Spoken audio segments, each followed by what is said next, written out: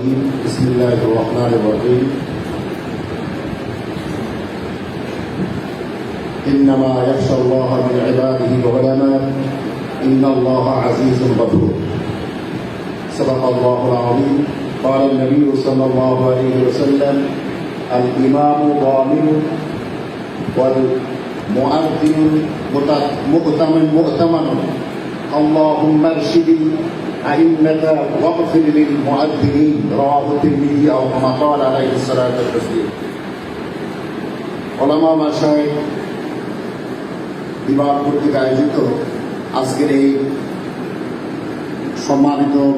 আজকের এই মহতী জলসার সম্মানিত সভাপতি এবং আজকের এই জলসা এবং আজকের সভার সম্মানিত প্রধান অতিথি বিশেষ অতিথি এবং উপজেলার ইউনিয়নের বিভিন্ন নেতৃবৃন্দ উপস্থিত আমার মুআজ্জাজ মুহতারাম ওলামায়ে কেরাম, আমরা এমন একটি সময় সমবেত হতে পেরেছি যে আল্লাহ সুবহানাহু ওয়া তাআলা আমাদেরকে আজ থেকে প্রায় 3 মাস আগেও আমরা উন্মুক্তভাবে কোরআনের কথা হাদিসের কথা আমরা স্পষ্ট কিন্তু বলতে পারি নাই।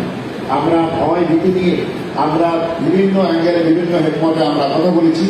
আজকে আমরা উন্মুক্ত, আমরা আকাশের নিচে একটি এরকম সেমিনার, একটি কক্ষে একটি সেমিনার করার সুযোগ পেয়েছি। আল্লাহর এই জমিনে আল্লাহর কথাকে আমরা যে সাহসিকতার সাথে বলার তৌফিক পেয়েছি, এজন্য আল্লাহ সুবহানাহু ওয়া তাআলার দরবারে শুকরিয়া আদায় করি। সকলে বলুন আলহামদুলিল্লাহ। দিন এই জমিনে কায়েম করতে হবে, এটা আমাদের উপর কিন্তু আল্লাহ কর্তৃক ফরজ বিধান। যেরকম সালাত, সিয়াম, হজ, যাকাত আল্লাহর ফরজ বিধান, আল্লাহর দ্বীনকে এই জমিনে কায়েম করাও কিন্তু আল্লাহর একটি ফরজ হুকুম।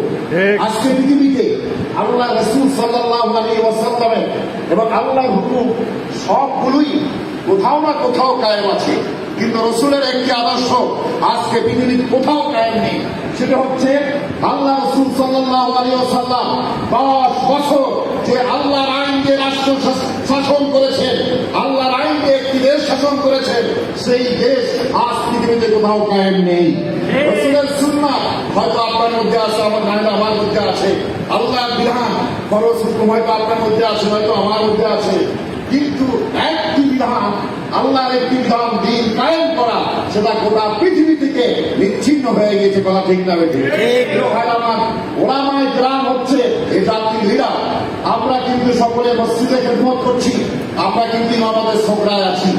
আমরা যতক্ষণ পর্যন্ত মসজিদের মেহরাব থেকে বের হয়ে আমরা ইমামতে করার জন্য যখন মাঠে না নামবো, ততক্ষণ পর্যন্ত দিন এই জমিনে কিন্তু কায়েম হবে না। এই দিন কায়েম করা কিন্তু এত সহজ নয়। এই দিনের জন্য আল্লাহ রাসূল সাল্লাল্লাহু আলাইহি ওয়াসাল্লাম যে তিনি ময়দানে নেমেছেন, তার দন্ত মোবারক শহীদ হয়েছে, পবিত্র রক্ত মোবারক ঝরেছে, সাহাবায়ে কেরাম তার কল্লা খুলে দিয়েছে, তারপর আল্লাহর দিন জমিনে কায়েম হয়েছে। প্রিয় ভাই আমার, এই দিন কায়েমের জন্য বাংলাদেশ জামাতে ইসলামী যে ব্যাপকভাবে কাজ করে, ওলামায়ে কেরাম তারা হলো জাতির রাহবার। আজকে ইসলামিক দলগুলোর মধ্যে যে এই বিভাজন বাতিল যে সৃষ্টি করেছে, যে এই বিভাজন দিয়েই আমাদেরকে টুকরা টুকরা করে ইসলামকে দুর্বল করে দিয়েছে। তারা ঠিক না? এই দেশে ইসলামী হুকুমত কায়েমের জন্য বাংলাদেশ জামাত ইসলামী কাজ করছে এবং সকল ওলামায়ে কেরাম, সব ধরনের ওলামায়ে কেরামকে ঐক্যবদ্ধ করে আমরা একটি ইসলামী রাষ্ট্র কায়েম করতে চাই। আমরা কোরআনের পাখি আল্লামা সাঈদী তার যে বক্তব্য, আলিয়ার কওমিয়ার মধ্যে কোনো ফরক নেই, সকলে এক কোরআন এক হাদিস, আমরা এক ফিকহ আমরা করি। ঠিক না বেঠিক? ভাই আমার, বাতিল কিন্তু সব সমাজ জন্য তারা ঐক্যবদ্ধ। আপনারা চিন্তা করবেন, এই দেশে ইসলামী হুকুমত কায়েম, বাংলাদেশ জামাত ইসলামী শুধু একা নয়, সমস্ত ইসলামিক দলগুলো মিলেও যে টিকে থাকতে পারবো তার কোনো গ্যারান্টি নেই। কারণ আপনারা তুর্কির দিকে তো তাকান, মিশরের দিকে তো তাকান, এতে পার্টি আজকে দোকানের পার্টি 51 বার ক্ষমতার দৌড় করায় তারা ক্ষমতা ভোগ করতে পারে নাই, মিশরে পারে নাই। প্রিয় ভাইরা আমার, সমস্ত জাতি আমার আগে বক্তব্য বলে দিয়েছে, আওয়ামী লীগ আর বিএনপি যে একই মুদ্রার পিঠ এবং মুপিঠ, এদেশে যদি ইসলামিক দল ঐক্যবদ্ধ হয়ে যায়, আওয়ামী লীগ আর বিএনপি ঐক্যবদ্ধ হওয়া এটা আশ্চর্যের কোনো বিষয় না।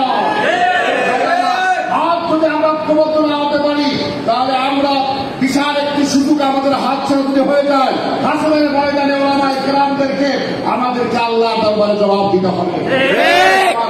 সারা বছর এই কথিত স্বৈরাচার তারা আমাদেরকে শাসন এবং শোষণ করেছে, নির্যাতন করেছে। ওলামায়ে কেরাম চলে দেশে রোহিঙ্গার মতো তারা ছিল, মহাজের রিফিউজির মতো।